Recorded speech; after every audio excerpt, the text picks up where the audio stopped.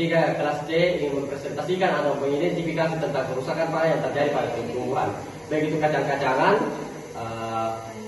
sayur-sayuran, ataupun dan juga buah-buahan yang ada pada sekitar kami. Silakan menyaksikan. Kami di sini akan mengidentifikasi terong yang sudah mengalami kerusakan. Nah, sebelumnya terong itu mempunyai kandungan gizi yang cukup banyak. Ada karbohidrat, protein, lemak, vitamin C, vitamin B, vitamin A, fosfor, kalsium, dan zat besi.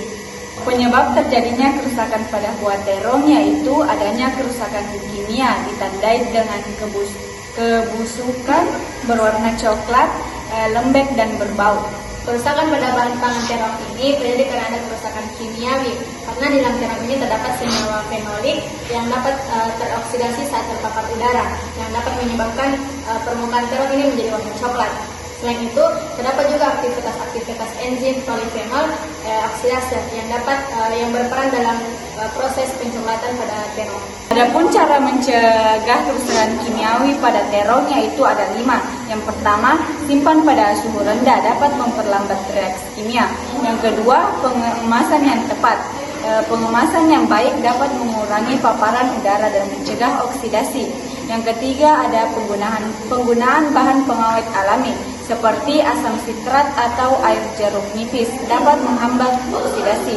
Yang keempat, ada menghindari kontak logam, dan yang terakhir ada menjaga keutuhan fisik terong agar tidak memicu oksidasi pada bagian terong yang memar.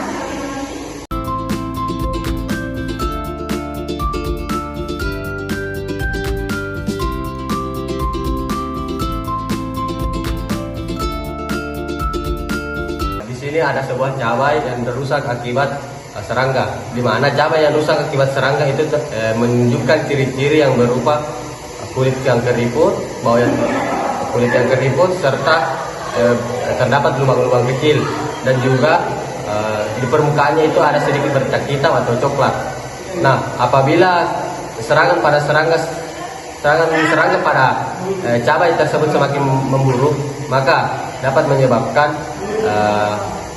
larva dari serangga tersebut masuk ke dalam, sehingga memakan daging dari dalam, memakan daging cabai dari dalam, dan dapat menyebabkan sesuatu bau busuk dari cabai tersebut. Jadi adapun jenis-jenis serangga yang menyebabkan kerusakan pada cabai tersebut seperti ulat penggerek, lalat buah, kutu daun, dan juga trips yang dapat yang memakan cabai atau menjadi hama cabai dari sejak di kebun. Nah, ulat penggerek dan lalat buah bertelur dalam cabai, lalu larvanya memakan daging tersebut dari dalam, sehingga dapat menyebabkan pembusukan dan juga bagian dalam dari cabai tersebut berlendir. Kemudian pada kutu daun dan juga trips dapat menyebabkan teksturnya menjadi kasar, artinya menjadi keriput, dan juga dapat menunjukkan bercak-bercak hitam. Adapun upaya pencegahan agar tidak terjadinya kerusakan pada cabai, yaitu penting menggunakan jaring pelindung di kebun agar tidak terkena serangga.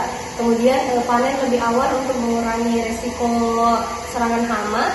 Kemudian cabai disimpan di dalam kulkas dengan suhu 5-7 derajat Celcius.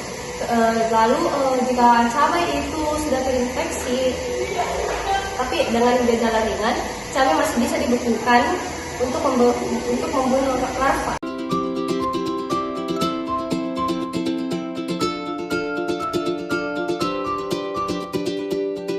Adapun kerusakan mikrobiologis pada buah pisang yang disebabkan oleh jamur, ragi, dan bakteri. Ciri-cirinya yaitu terdapat bercak hitam pada sekitar pisang, timbulnya jamur yang berwarna putih ini, dan teksturnya menjadi lembek dan baunya yang busuk. Adapun penyebabnya itu kelembapan tinggi, suhu tidak normal, terus lokal mekanisme kontaminasi lingkungan, penyimpanan yang buruk. Adapun pencegahannya yaitu simpan di suhu 13-15 derajat, hindari kelembapan tinggi. Buah pisang jangan dicampur dengan buah yang sudah busuk. Terus gunakan kantong berlubang untuk mendapatkan ventilasi udara.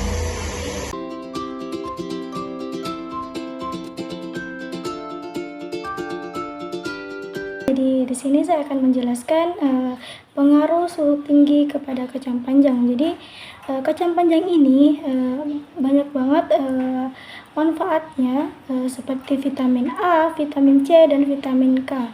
Jadi karena kacang panjang ini sudah terkena suhu sangat tinggi, jadi dia itu kehilangan nutrisinya seperti vitamin A, vitamin C, banyak hal dampak negatif yang dapat ditimbulkan oleh kacang panjang ini seperti penciptaan membusuk, penurunan kualitas nutrisi, dan pertumbuhan cepat bakteri. Jadi di sini bisa kita lihat kacang panjang ini tampak sangat kering dan rapuh, kelihatan rapuh sekali.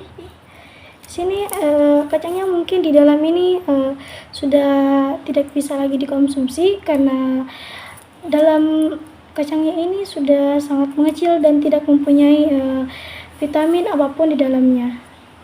Ini kita akan melihat isi dari kacang panjang yang kena suhu tinggi. Di dalamnya ini tuh ada seperti ini, kacang di dalamnya itu mengecil, sudah tidak ada vitamin di dalamnya.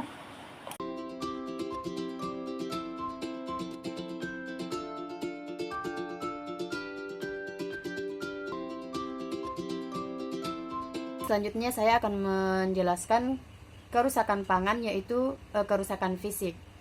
Ciri-ciri pangan yang mengalami kerusakan fisik yaitu biasanya terdapat memar, benyok, ataupun sayatan. Contohnya pada sayur labu ini. Nah, ada beberapa penyebab sehingga kerusakan fisik pada pangan terjadi. Yang pertama itu adanya tekanan dan benturan. Biasanya yang terjadi ketika pangan berada pada proses panen dan ataupun transportasi.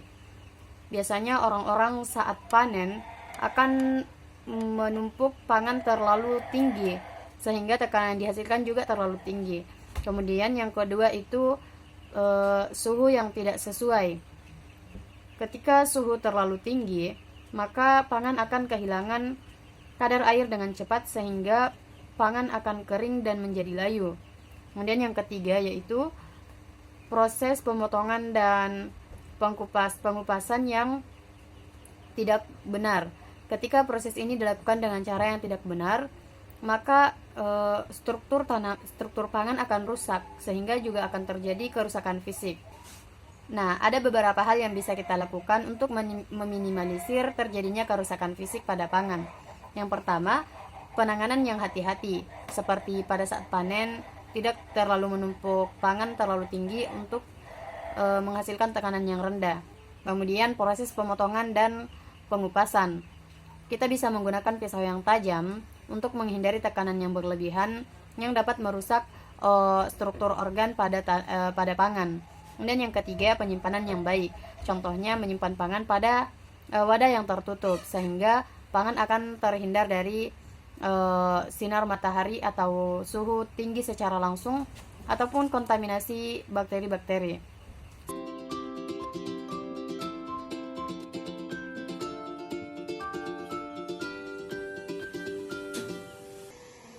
Baik, itulah tadi hasil identifikasi dari kelompok kami. Lebih dan kurangnya mohon dimaafkan. Wabillahi taufiq wal hidayah. Assalamualaikum warahmatullahi wabarakatuh.